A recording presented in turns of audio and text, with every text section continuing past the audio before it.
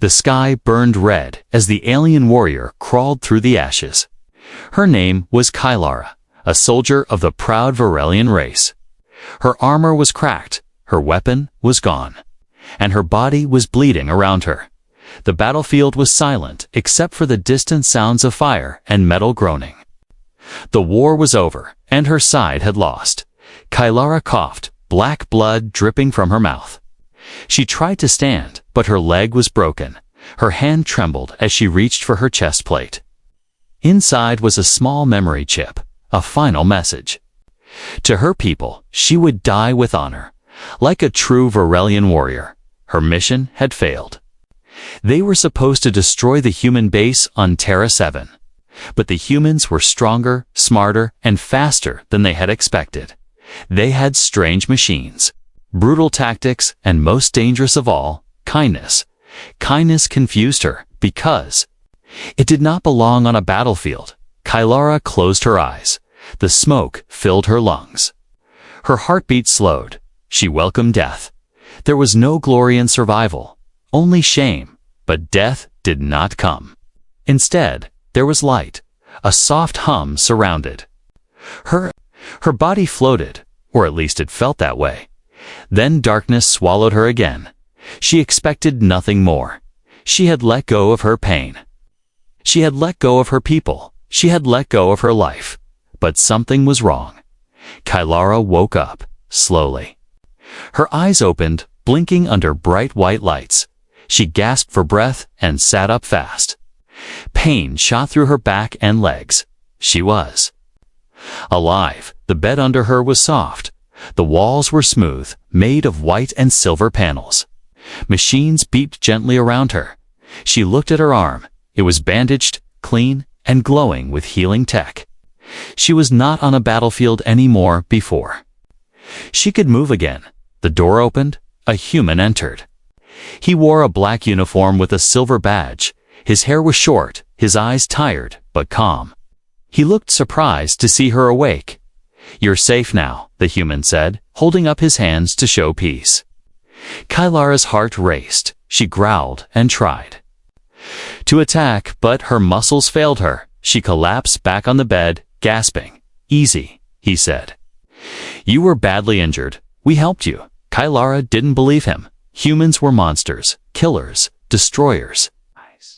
That's what her leaders told her, but this human didn't look like a monster. He looked careful, maybe even concerned. "Where am I?" she asked, her voice weak. "You're on our medical station." "Orbiting Terra 7, he replied. "You were found near the wreckage, barely alive." She stared at him, shocked. They should have left her to die. "I'm Lieutenant Ryan Hale," he said. "You can rest here. No one will harm you." Kylara narrowed her eyes. She didn't trust him, but she didn't have a choice. She looked around again. The room had flowers and a small glass bowl. A blanket was neatly folded at the edge of the bed. A screen on the wall showed blue skies and birds, fake, but peaceful. This was not a prison. She touched her chest. Her memory chip was still there. Her armor was gone, but her identity was not. She was still Kylara, warrior of Varelia.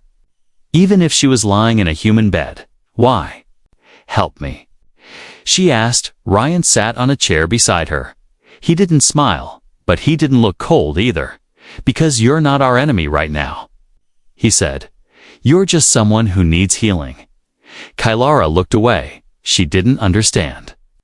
This went against everything she knew. Humans showed no mercy.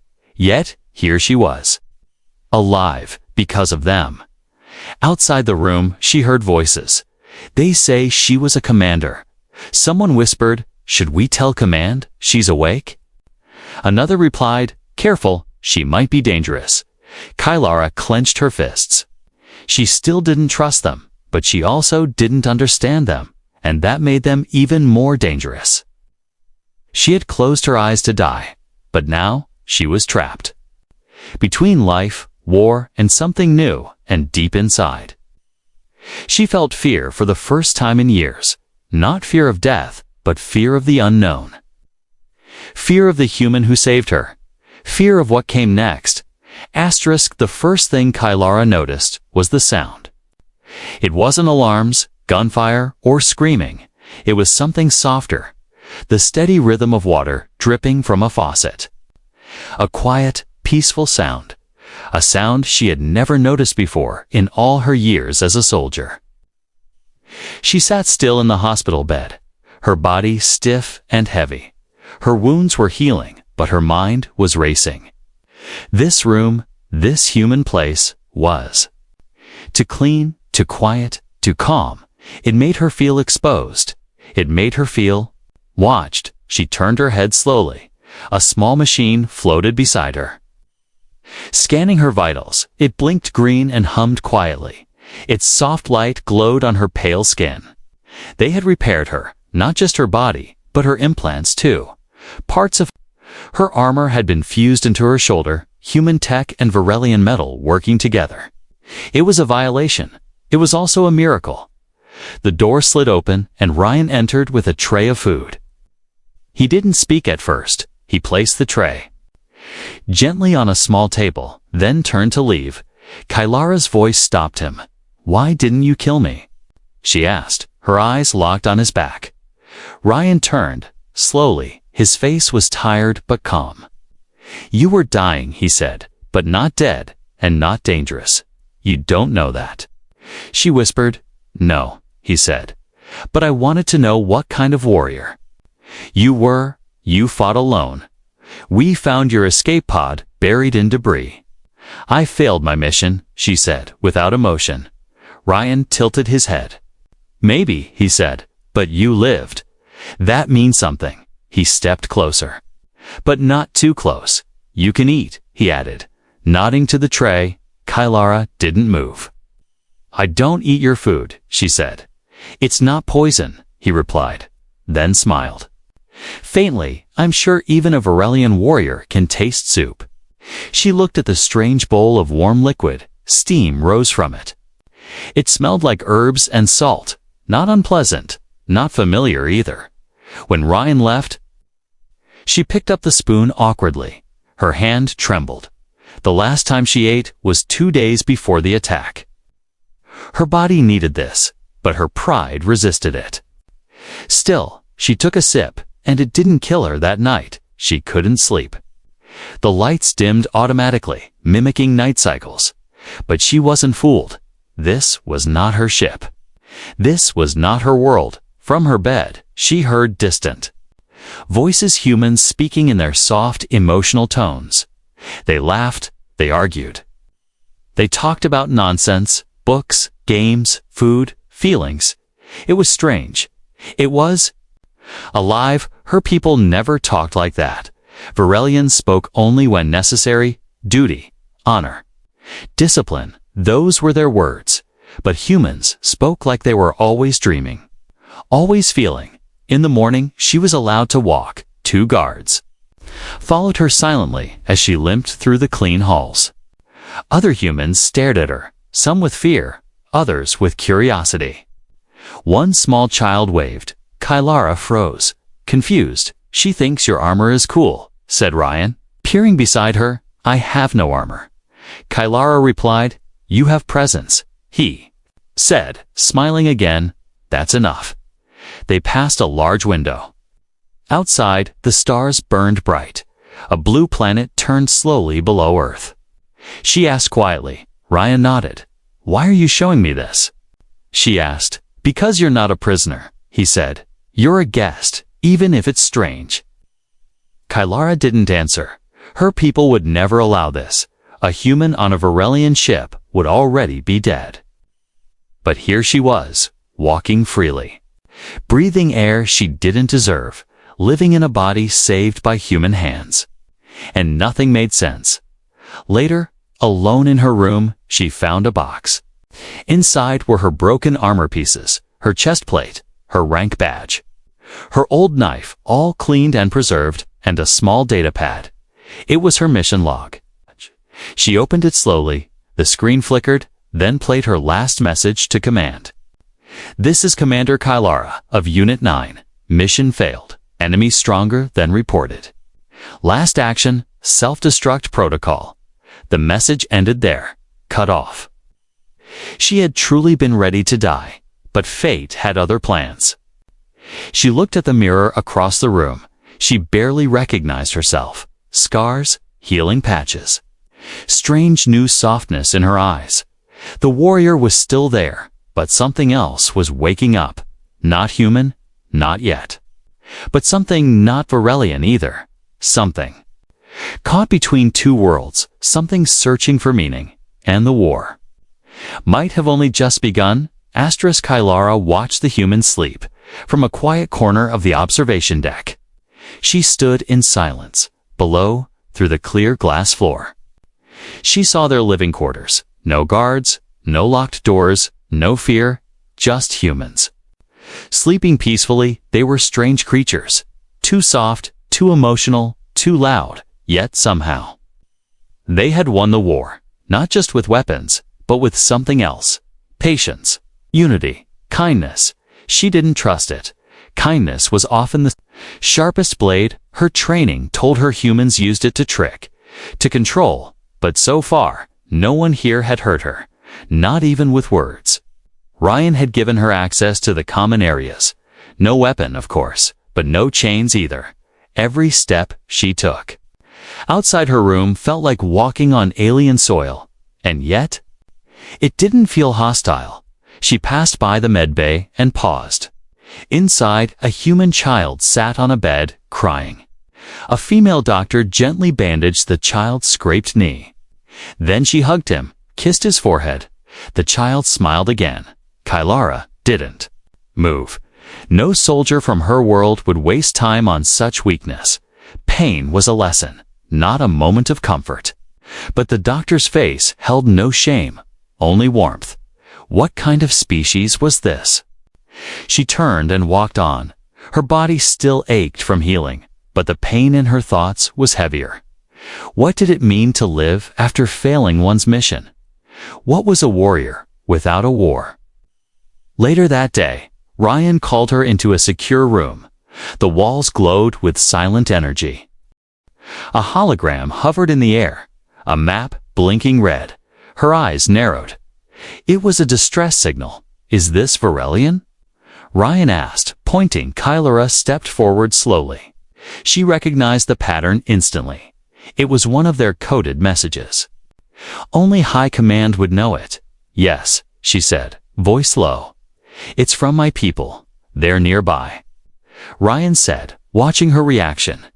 Your cruiser sent this 3 hours ago. It's circling this system. Kylara's pulse quickened. There. Looking for me, she whispered, or they were hunting. Will they rescue you? He asked. Kylara said nothing. She stared at the signal, blinking like a heartbeat. Her people had strict laws. Failure was dishonor. Survival after failure was worse than death. They might not come in peace, she said quietly. Ryan didn't flinch. I figured, he replied. But we'll deal with it. We always do. She turned to him. You should hand me over, she said coldly. It's the safest path. Let them take me and leave your people alone. But Ryan shook his head. We don't trade lives, Kylara. His words hit harder than a weapon. No one had ever said that to her before. Her commanders only valued results. Her survival would be a bargaining chip. But to Ryan, she was a person. You saved me, she said, confused. You healed me. Now you risk your station for me. Why? Ryan stepped closer, voice calm. Because maybe. This war isn't about who's stronger. Maybe it's about who chooses to be better. She looked away. That answer made no sense. And yet, it echoed deep in her chest. Something stirred inside her. Something she had buried long ago. Later, she sat alone in her room. The signal still blinked on a small screen. She could respond. She had the codes. One message, and her people would arrive. She would face judgment, punishment, or worse. But she didn't press the button. Instead, she opened a second file she had found on the datapad. A list of names, her old unit, all marked as lost in action. Her name was there too, presumed dead. Her people had erased her already. She wasn't part of them anymore. Not really, not since the moment she opened her eyes in a human bed. Her fingers hovered over the keypad. She could still send the signal, still prove her loyalty, still be the warrior they wanted. Or she could stay silent. She turned off the screen, not out of fear, but because for the first time in her life, she didn't know who the enemy was. And maybe, just maybe, it wasn't the humans, maybe. It was the part of her that refused to change. Asterisk, she found the mirror by accident, tucked in the corner of the supply bay behind a stack of unused blankets. It was full length, old, a little cracked at the bottom, but it reflected the truth clearly. And Kylara wasn't ready for it. She stared at her reflection for a long time. Longer than any warrior should. The face that looked back at her was familiar and yet not. There were the sharp ridges of her Varelian bone structure, but softened, now healed by human hands. One eye was fully replaced, a gleaming blue lens that focused and adjusted with a soft click. Her shoulder bore synthetic skin, patched and strengthened with human biotech. The scars across her ribs were closed with nanostitches in a pattern. She didn't recognize. She raised her hand slowly, touching her own cheek. It was real, and it wasn't. Her breath caught in her throat, not because of pain, but because something deeper had broken, something she didn't have a name for. She had always known who she was, but now she wasn't sure anymore. In her world, warriors didn't cry, but her throat burned, her chest ached. And when the first tear slid down her cheek, she didn't stop it. She let it fall. Later that evening, she wandered into the ship's archive, a quiet room, filled with shelves of data, crystals, and old human books. No guards, no warnings, just quiet and light, and space to think. She sat on the floor, back against a wall, eyes closed. Memories returned like smoke from a fire. Her commander shouting orders, the smell of plasma burns, the screams of her squad as they were torn apart on Terra 7. She had crawled through that chaos alone. She hadn't saved anyone. She hadn't finished the mission. All she had done was survive, and now she didn't know what to do with that survival. It felt like a stain on her soul. Ryan found her there. He didn't speak. Just sat down beside her with 2 metal cups. He offered one to her.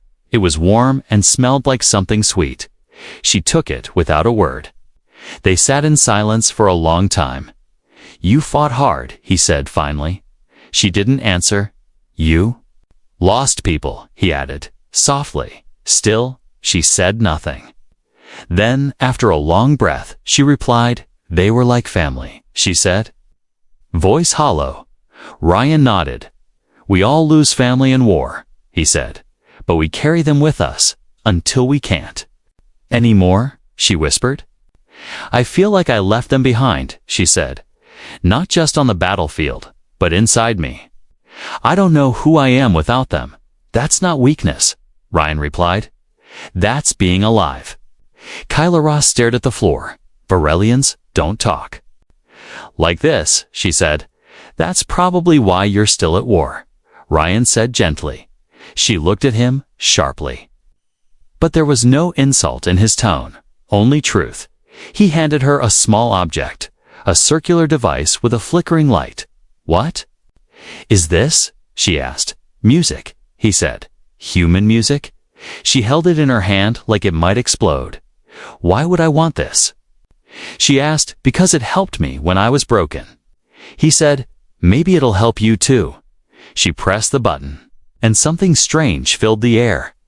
It was slow and soft, and had no clear meaning. Just sound notes, harmony it had. No discipline, no rhythm her body understood, and yet, it didn't feel weak. It felt honest. Her eyes closed, and for the first time since the war, her mind went quiet. No voices, no orders, no fire, only music. When she opened her eyes, Ryan was gone. Only the device remained. Still humming quietly, she clutched it to her chest. Not like a tool, but like a memory. She didn't understand humans. Not their food, not their feelings, not their strange art. But they had saved her. And now they were giving her something more dangerous than a weapon. A chance to heal, and that terrified her more than death ever had. Asterisk, it started with silence, not the peaceful kind, but the sharp, heavy silence that warns of danger. Kylara felt it before the alarms, before the alert lights began to flash, before the station spoke. Unidentified ship approaching. The voice said calmly, shields at standby, defensive systems armed. Kylara stood at the edge of the observation deck. Her hand pressed against the cold glass. She saw it, a dark shape sliding through space. Long, angular, sharp like a blade. It wasn't human. She knew that design. She had once stood on the bridge of a ship just like it, a Varelian cruiser stealth class. Loaded with cloaking tech and plasma mines, her people had found her. But something felt wrong. She turned, started walking fast through the corridors. Humans were moving now, some calm, some panicking, officers shouting orders, medics rushing children to safe rooms. The quiet station had become a hive of energy, and at its center, Kylara walked like a ghost. Ryan met her at the weapons bay. He had a blaster at his side. He didn't raise it, didn't point it at her, but it was there, just in case. Your people. He asked Kylara, nodded slowly. Yes, she said, voice unreadable. They came fast, he muttered. She looked at the screen behind him. The cruiser hovered close now, silent, unmoving, watching, no hails, no messages, no demands, Ryan said. That's not a good sign. Kylara stepped forward, reading the ship's ID code. She recognized it. This ship belonged to Commander Varn, her former superior. He was known for being efficient and merciless. He had no use for those who failed, especially those who didn't die trying. Like her, they won't ask permission to board, she said quietly. Ryan looked at her. Will they take you? He asked. She paused. No, she replied. They'll erase me. She began to pace, thinking fast. They probably detected my DNA. They know I'm alive, but not why. They think I defected, or worse, that I gave up classified data. Ryan narrowed his eyes so they didn't come to rescue you. No, Kylara said, her voice colder now. They came to end me, and maybe punish anyone who helped me. She stepped back, her heart racing. This station is in danger because of me. You should let them take me. Ryan didn't respond. Not right away. Then he said, no one on this station is giving you to anyone. You're not our prisoner, he added. You're under our protection. Kylara stared at him like he was speaking another language. You would risk your people. For me? She asked. You're one of us now, he said simply. But she didn't believe that. Not yet. Not fully. Still part of her. Wanted to. And that part scared her the most. Alarms flared again. Incoming transmission from Varelian cruiser, the system announced. Ryan opened the channel. A cold, blue-lit face appeared. Commander Varn. His voice was as sharp as his eyes. You have one of ours, he said. Return her, or be treated as hostile. Ryan didn't blink. This station is peaceful, he replied.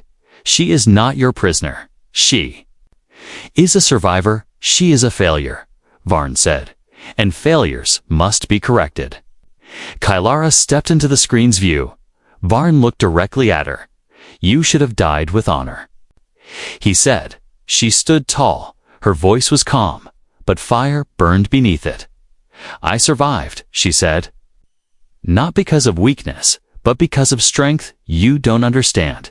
You are no longer one of us. Varn growled. I know, she replied. And? For the first time, she meant it. The transmission cut. Warning lights turned red. The Varelian ship powered weapons. Ryan turned to Kylara. Can you fight? he asked. She looked down at her healing arm, her unfamiliar skin, her hybrid body. Then she looked up. Yes, she said. Now, I fight for something else. Her feet made no sound as she walked down the metal hallway. No words, no orders, no fear, just movement, focused, calm, controlled, like a blade being drawn from its sheath. Kylara was no longer a guest, no longer a patient, no longer unsure of her place. Today, she was a warrior again. But not for the empire she was born into. She entered the weapons bay without hesitation. Every human inside froze for a second. Then they stepped back, respect in their eyes. Not fear. Not anymore. Ryan tossed her a small device. She caught it in one hand. A collapsible energy blade. Human design. Lighter than Varelian steel. But it hummed with the same promise of death. Figured you'd need something more flexible, Ryan said. Kylara nodded. No thanks, no smiles.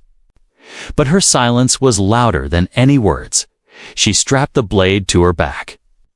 The station trembled slightly. A distant impact. Shields are holding, said a young officer. But if they deploy boarding drones, they will, Kylara cut in. They want me alive until they don't. Sirens wailed overhead. Drones were incoming. Dark spheres launched from the Varelian cruiser, small, fast, and loaded with soldiers. Each one a message. Surrender is not an option. Kylara and Ryan reached the hangar bay. Troops were gathering. Engineers turned into defenders, pilots with sidearms, medics with rifles. Everyone ready to protect the place they called home, even if they'd never faced Varelians before. The first drone hit the outer wall with a thud. Metal twisted and hissed, then burst open like a blooming flower of death. 6 Varelian commandos spilled out. Cold eyes, silver blades, no mercy. Kylara didn't wait. She moved like lightning, body low, eyes sharp. She struck the first soldier before he could raise his weapon. Her blade hissed through the air. He fell without a sound. The others turned in surprise. She fights for the humans. One of them shouted, "She's lost." Another growled. Kylara didn't answer. She was too busy surviving. Ryan fired beside her. The humans held the line. They weren't perfect, not as trained, not as fast, but they fought together, and that made them dangerous. Kylara's movements were brutal and precise. She knew the Varelian style. She had trained in it for years. Now she used it against them. With every strike, she erased a piece of her past. Another drone broke through, then another. The station shook with each breach. More enemies poured in, but Kylara did not fall back. She stood in front of a wounded officer, took a blade meant for someone else, dropped to one knee. Then rose again, wounded, but still fighting, still protecting. Ryan helped her up. "That was stupid," he said. "Maybe," she replied, but it felt right. More Varelians came faster now. The humans were being pushed back. One section of the hangar fell to enemy hands. Children and civilians trapped behind a locked bulkhead. If it opened, they would die. Kylara saw it. She didn't hesitate. She charged alone. Through blaster fire, smoke, and pain, her blade carved a path.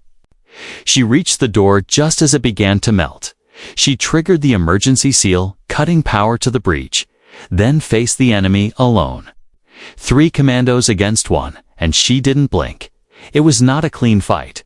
It was not elegant. It was rage, purpose, survival. When it ended, she stood bloodied, but breathing.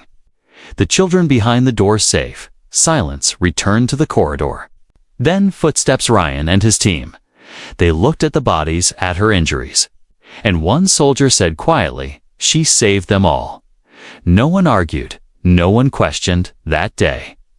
The warrior who once closed her eyes to die, opened them as a defender of the humans, and the humans accepted her, not as a weapon, not as a threat, but as one of their own. The battle was over, but the silence that followed felt heavier than war. Kylora sat alone in the observation deck. Stars drifted by like slow embers in the dark below. Earth turned quietly, full of life she did not yet understand. Her arm was wrapped in fresh bandages, the synthetic skin beneath still healing. But she felt the real wound deeper. The one behind her ribs, it didn't bleed, it simply waited, unanswered. For the first time since waking on this human station. She was truly alone. No sirens, no doctors, no Ryan, just her. And the question that haunted her, what was left of a warrior when the war was over? When both sides called her broken, and only the enemy called her worth saving, she closed her eyes. Not to die this time, but to remember. Faces of her squad flickered behind her eyelids. Their laughter, their bravery, their end she had carried. Their memory like a weapon, sharp and painful. But now she didn't know how to hold it. Because the longer she stayed with humans, more she realized they were not what she had been told. They didn't conquer her. They didn't chain her. They welcomed her, even when it was hard, even when they were afraid, even when they had every reason to hate her. The door slid open softly behind her. Ryan stepped in. No words, no salute. He sat beside her. Like he had the night she cried for the first time, he handed her a thin case. Inside was her armor. It had been repaired but not restored. The broken pieces were fused with human metals. And two symbols were carved into the chest plate. One Varelian, one Earth Alliance. Side by side, not blended, not hidden. You don't have to wear it, Ryan said quietly, but I thought. Maybe you'd want to choose. Kylora touched the armor gently. The edges were cold, but the gesture was warm. I never chose anything, she said. After a while, I was trained, assigned, ordered. Even dying was a command I was ready to obey. Ryan looked at her carefully. And now? He asked. She stood, held the armor against her chest, and for a moment she didn't feel like a ghost. She felt present. She felt real. I think it's time I choose who I am, she said, and not let my past name decide it. Ryan raised an eyebrow. You want a new name? She nodded slowly. Kylora died on the battlefield, she said. The one who woke up in this place, she's someone else. Ryan smiled just a little. Got one in mind. She turned toward the window, the planet, the stars. Lyra, she said. It came to her not from memory, but from something quiet inside. It meant nothing in Varelian, but in human records. Lyra was a star, a constellation, a point of light used by travelers to find their way. A guide, a survivor, a new story. Ryan stood beside her. So Lyra, he said, testing the word, you still think we're the enemy? She looked at him, not with fire, but with calm. No, she said, but you're still strange. They both smiled. Behind them, the station slowly returned to peace. The wounds would take time. The politics would be messy. But something had already changed. Lyra, once Kylora, was no longer just Varelian. No longer just a soldier. She was something new, something rare. A bridge between two broken worlds, and in that moment, as Earth turned below and stars watched above, she understood something simple. The war had taken everything from her, but life had quietly given something back. A name, a purpose, a beginning, and this time, it was hers to keep.